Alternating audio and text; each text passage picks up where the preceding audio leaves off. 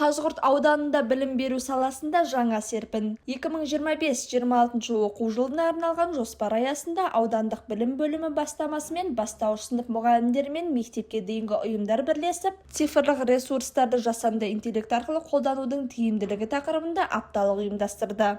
Апталықтың басты мақсаты мұғалімдердің заманауи цифрлық құралдарды тиімді пайдалану арқылы сабақ сапасын арттыру және оқушыларға білімді жеңіл әрі түсінікті жеткізу. Іс-шара барысында педагогтар жасанды интеллект мүмкіндіктерін сабақта қолданудың жаңа тәсілдерін меңгеріп тәжірибе алмасты. Бүгін міне Шаруалар жалпы білім беретін мектебінде жасанды интеллектіні оқу үдерісінде пайдалану атты аудандық семинар өтіп жатыр. Бастауыш сыныптардың бұл семинарға аудандағы 70 мектептен мұғалімдер қатысып отыр.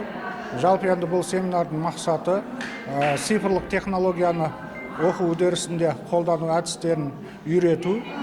Біздің осы шебер мұғалімдеріміз аудандағы бастауыш сынып мұғалімдеріне осы үдерістерді сабақ кезінде қолдану әдіс тәсілдерін үйретіп жатыр. 1938 жылдан басталады, 7 жылдық болып ашылған мектебіміз, одан кейін 10 жылдық болды, 11 жылдық мектеп болды, және 1982 жылы осы үлкен ғимарат соғылып, типтік мектеп болып ашылды.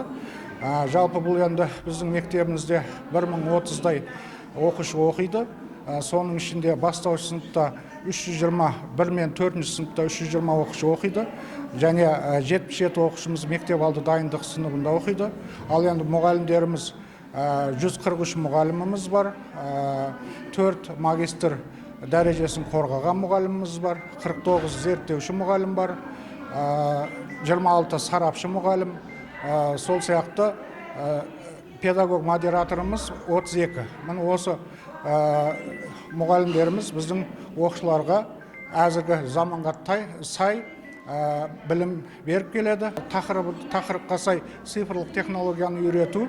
Енді осы семинардың бағдарламасында 3 сабақ жоспарланған, яғни бұл шебер сынып болғаннан кейін тек ауданның мұғалімдеріне ғана біздің мұғалімдеріміз өзінің шеберлігін үйретеді.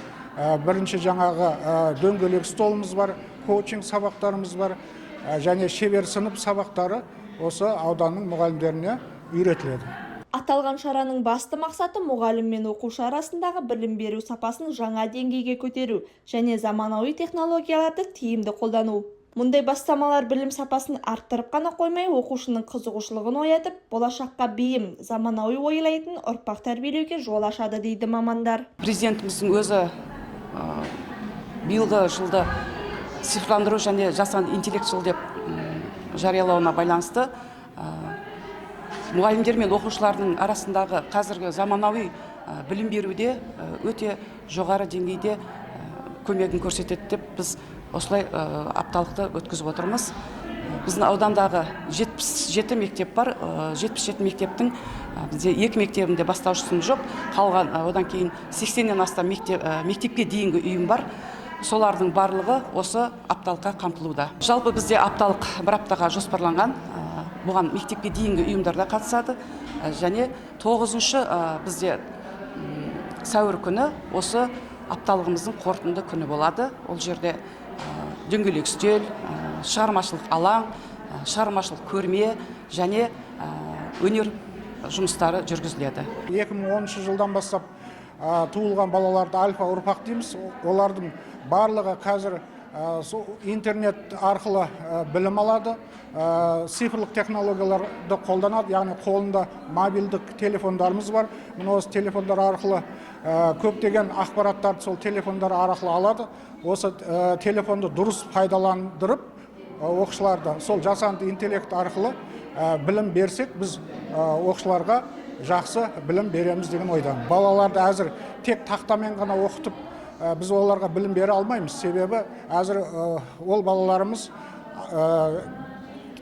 цифрлық технологияларды өте жақсы меңгерген, сондықтан мұғалім де сол цифрлық технологияны балалардан жақсы меңгеру керек, және сол балаларға осы цифрлық технологиялар арқылы білім бере білу керек. Іс-шара нәтижесінде цифрлық ресурстарды ұтымды қолдану оқушының пәнге деген қызығушылығын арттырып, білімді игеру процесін анағұрлым тиімді ете түсетіні көрсетілді. Бұл бастама білім сапасын арттыруға бағытталған маңызды қадам болмақ.